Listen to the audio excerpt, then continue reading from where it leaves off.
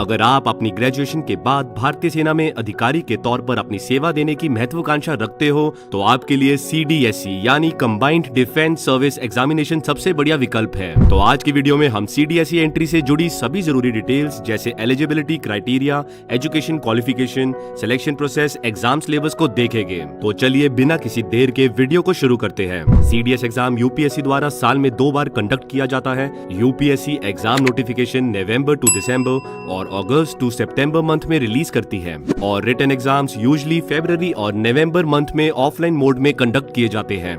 इस एंट्री से कैंडिडेट तीनों services that is Indian Army, Indian Air Force और इंडियन नेवी के लिए अप्लाई कर सकते हैं, पर कैंडिडेट को एप्लीकेशन फिल करते टाइम हर सर्विस को प्रेफरेंस देनी होती है। इस एंट्री से सिलेक्टेड कैंडिडेट्स को ट्रेनिंग के लिए उनके द्वारा ऑप्टेड सर्विस की एकेडमी में रिपोर्ट करना होगा। ट्रेनिंग एकेडमीज की बात करें तो जिन कैंडिडेट्स ने इंडियन एयरफोर्स के लिए ऑप्ट किया है उन सभी की 74 वीक्स की flying training air force academy Dundigal में होगी। सिमिलरली इंडियन नेवी ऑप्ट करने वालों की 44 वीक्स की ट्रेनिंग इंडियन नेवल एकेडमी एजिमला में होगी। इंडियन आर्मी ऑप्ट करने वाले सभी कैंडिडेट्स की 18 मंथ्स की training Indian military academy Dehradun में होती है। वही जिन कैंडिडेट्स ने Indian army short service commission के लिए ऑप्ट किया है उन सभी की 49 वीक्स की training officer training academy Chennai में होती है।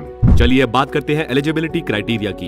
एयरफोर्स एकेडमी के लिए बस अनमैरिड मेल कैंडिडेट्स ही अप्लाई कर सकते हैं जिनकी एज 20 to 24 इयर्स है at the time of commencement of course और उन्होंने रिकॉग्नाइज्ड यूनिवर्सिटी से 3 इयर्स का ग्रेजुएशन या BE BTech किया होना चाहिए with physics and maths subjects in +2। वो सभी CDS के थ्रू इंडियन एयरफोर्स के लिए अप्लाई कर सकते हैं। फाइनल ईयर स्टूडेंट्स भी इसके लिए अप्लाई कर सकते हैं और इसमें कोई मिनिमम परसेंटेज क्राइटेरिया भी नहीं है जैसे कि FCAT एंट्री में होता है। इंडियन नेवल एकेडमी के लिए बस BE और BTech अनमैरिड मेल कैंडिडेट्स ही अप्लाई कर सकते हैं जिनकी एज 20 to 25 इयर्स है at the time of commencement of course. Indian military academy के लिए कोई भी अनमैरिड मेल ग्रेजुएट अप्लाई कर सकता है, बस उनकी एज 20 to 25 इयर्स होनी चाहिए eight the time of commencement of course.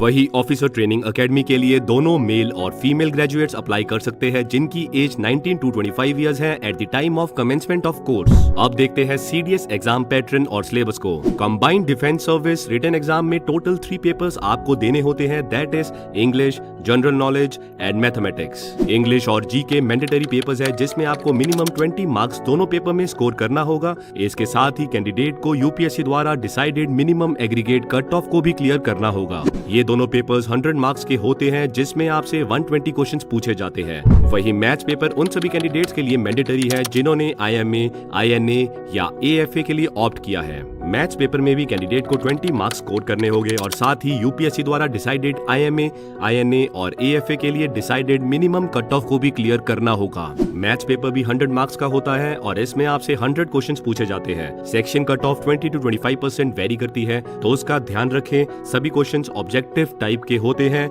जिसमें गलत आंसर के लिए नेगेटिव मार्किंग होती है।